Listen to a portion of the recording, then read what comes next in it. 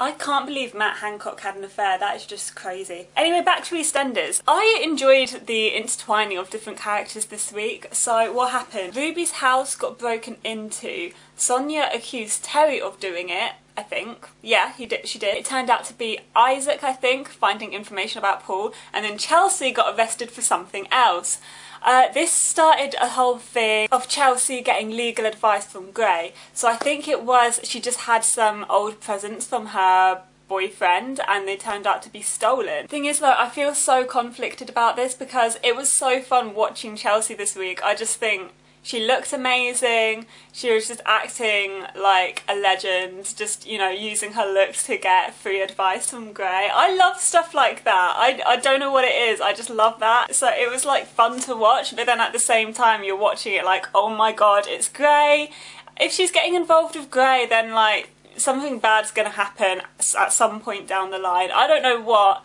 I don't want Chelsea involved with Gray, but you know, she's just being a legend at the moment. Side note, what was the purpose of Gray even killing Kush? Why did Kush have to get killed like that? First of all, Whitney and Kush's relationship was so rushed, but I put that aside because I liked them anyway. Then Gray killed Kush because he wanted to be with Whitney, and now he's like leaving Whitney alone. I'm happy that he's leaving Whitney alone, but number one, it cheapens the whole domestic violence storyline. Number two, it just doesn't make narrative sense. Anyway, that was a bit of a tangent, a bit of a rant. Back to Chelsea. So yeah, it was fun watching her. She's being an icon, she's being amazing, but it's Gray, so I feel this unwavering sense of dread whenever anything's going on with him. Do you know what? I don't want to sound controversial, but I just don't think lawyers need to exist. I don't really understand what they do, because surely if you've not broken the law, you don't need a lawyer. Even if you don't know the law inside out, like, can't you just Google it? I'm aware I probably sound like an idiot right now, but I just don't understand. Like, why does the law take so long to study? So I'm glad we're seeing Chelsea on screen because I love her character and I love the actress, but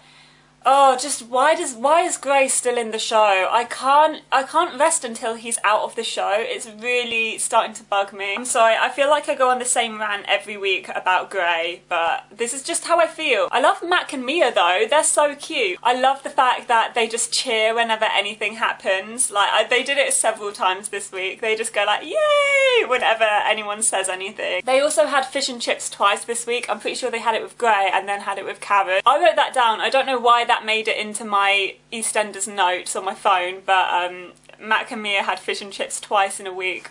So this week, Bobby confessed to Dana that he's been lying about everything and that he killed his sister. Bobby's an idiot. I think he's handled this whole thing so terribly. He shouldn't have slept with her upon all these lies. He really should have come clean beforehand. Like, that's kind of coercive. I usually love Bobby's character, but this week it's a no from me. What was that? No. He really went 0 to 100, starting off being like, oh yeah, I don't actually own a restaurant, my nan doesn't actually need a carer, I don't really do anything except play Minecraft, and also I killed my sister.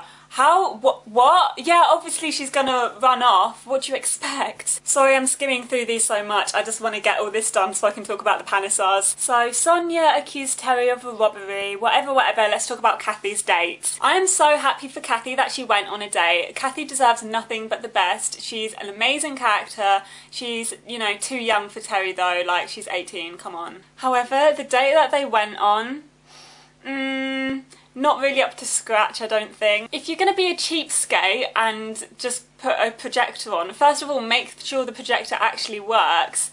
And, oh god, it's just when the movie didn't work and he just started acting it out. I know it was supposed to be this moment where he's being all charismatic and everyone loves it, but honestly, if it was me on that day, I just would have found it so cringy. He was just acting like the centre of attention. I would have to get up and leave.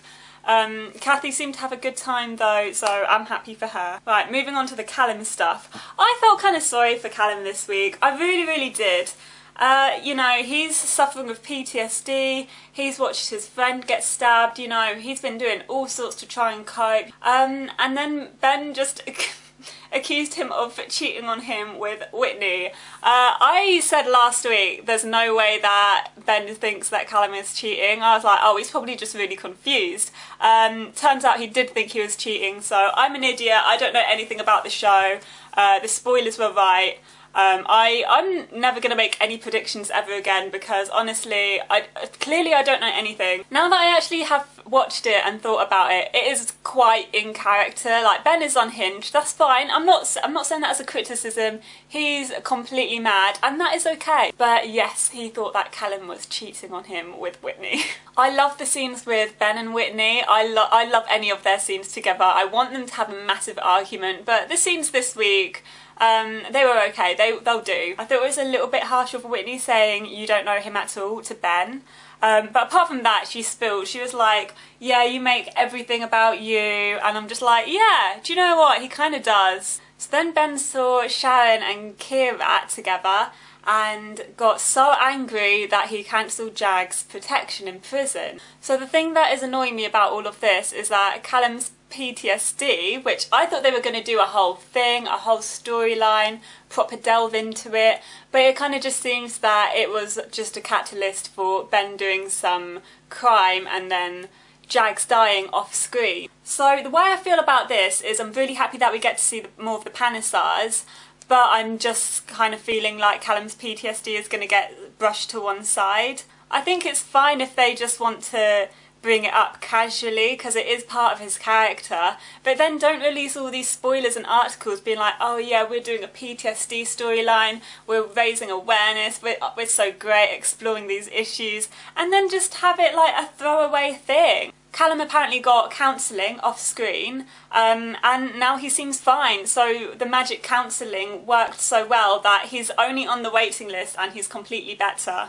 I feel like a lot of important stuff is happening off screen at the moment, like that. And also, Mila went to the police about her FGM when she was a child.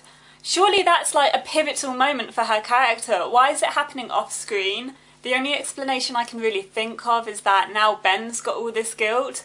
Callum's sort of been knocked into action. He's like, right, I need to help Ben, so he's kind of maybe suppressing stuff again. It does seem like whenever Callum's got a problem, he's like, right, I need to go save someone. He seems to have a bit of a hero complex going on. That's just something I've noticed about his character previously, so it could be an explanation. I don't know if the show would have thought about it that deeply. If it comes up again, then I'm not angry at all, it's fair enough, but I am worried that they're just leaving it there. Anyway, on to the best part of the show, the Panesars.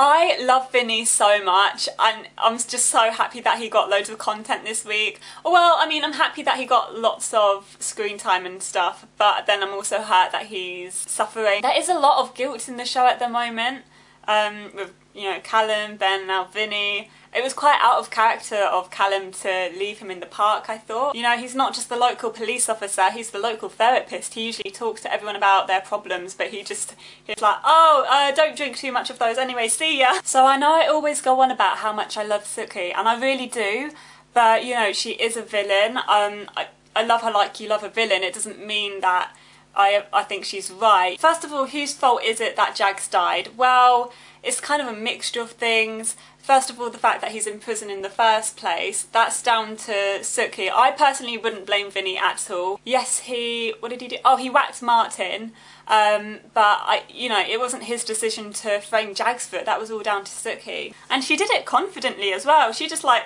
carted him off to prison and was like, yeah, that'll be a nice character building experience for him. So Vinny took some pills and drank a lot of alcohol at the club. I don't know what he took, but by the time he got home, he was lying on the floor, unconscious. That final scene with Suki saying, oh, it's all my fault, and cradling him. Oh my god, that was just amazing. I know this is a stretch, but I do really hope we get some proper aftermath for all of this, because I just love the Panesars. I need to see what happens next.